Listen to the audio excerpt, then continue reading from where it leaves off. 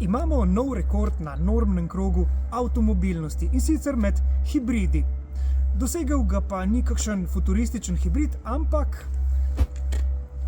Clio. Nov rekord znaša 4,3 litra na 100 prevoženih kilometrov. In kaj Clio ta rekord omogoča? V prvi vrsti njegov 1,8 litrski bencinski štirivaljnik, no temu pa pomagata še dva elektromotorja, ki energijo črpata iz baterije s kapaciteto 1,4 kWh.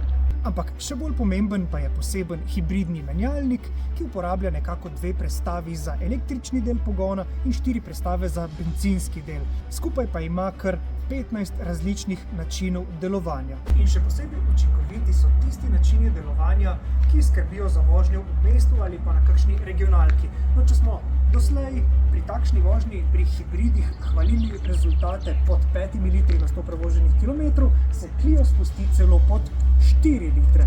Za končen uspeh pa ni zaslužen samo varčen pogon, ampak tudi ugodna teža tega avtomobila. Ta je namreč kar krepko pod 1300 kg, kar pa poleg varčnosti poskrbi tudi za to, da se ta Clio zelo lahkotno in prijetno športno pelje.